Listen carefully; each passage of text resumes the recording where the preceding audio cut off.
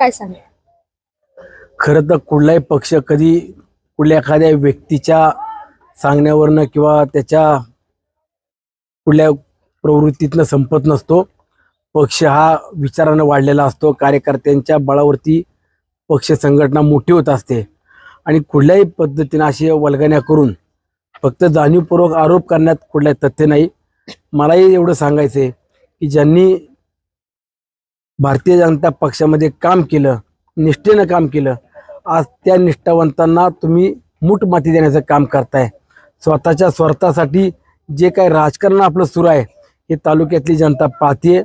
आपल्याला पक्षानं भरभरून दिलं, एकदा नाही तर किमान 3 वेळा आपल्या स्वतःलाही उमेदवारी मिळाली, अनेक वेळा आपल्या कुटुंबात उमेदवारी मिळाली आणि हे सगळं असताना आपण पक्षाची किती निष्ठावंत आहोत हे देखील आत्मपरीक्षण करावं.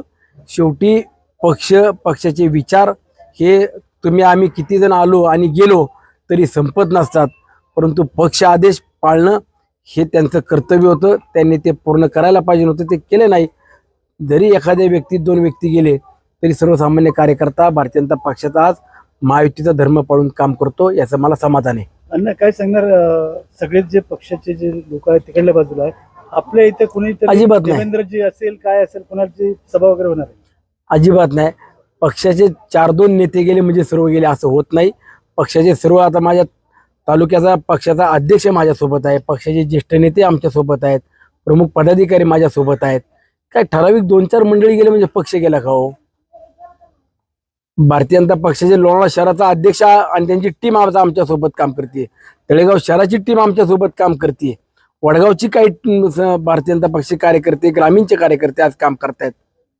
मग असं कोण गेलं? ठराविक 4-2 पुढारी गेले म्हणजे काय पक्ष गेला असं भाग होत नाहीये. मावळ तालुक्यामध्ये प्रत्यक्ष प्रचारामध्ये देवेंद्र फडणवीस उतरणार असं त्यांनी सांगितलेलं होतं. एका कॉल रेकॉर्डिंग मध्ये हे स्पष्ट झालेलं आहे की ते पुन्हा एकदा मावळ तालुक्यामध्ये फक्त तुमच्यासाठी उतरणार आहेत, महायुतीसाठी. काय नक्की शेवटी राज्यामध्ये जसं महायुती म्हणून प्रत्येक मतदारसंघ महत्वाचा आहे, तसाच मावळ तालुक्याचा हा मतदारसंघ देखील आम्हाला महायुती म्हणून महत्वाचा आहे असं वरिष्ठ नेते देखील सांगतायत. ज्या ठिकाणी भारतीय जनता पक्षाचा उमेदवार उभा आहे तिथं अजितदादा किंवा मुख्यमंत्री शिंदे साहेब हे जाऊन प्रचार करतायत. जिथं राष्ट्रवादीचा उमेदवार उभा आहे तिथं भारतीय जनता पक्ष किंवा शिवसेनेचे नेते येऊन प्रचार करतायत. तर प्रत्येक ठिकाणी बॅलन्स ठेवणं किंवा प्रत्येक ठिकाणी इतर पक्षातल्या कार्यकर्त्यांना पदाधिकाऱ्यांना बरोबर घेऊन जाणं याकरता वरती एक स्ट्रॅटेजी ठरली. त्या पद्धतीनं येत्या काही दिवसामध्ये स्वतः फडणवीस साहेब मावळ तालुक्यात येतील.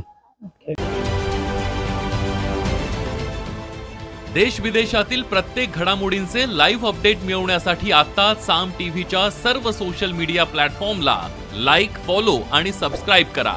तसंच सर्व नोटिफिकेशनसाठी बेल आयकॉन प्रेस करायला विसरू नका.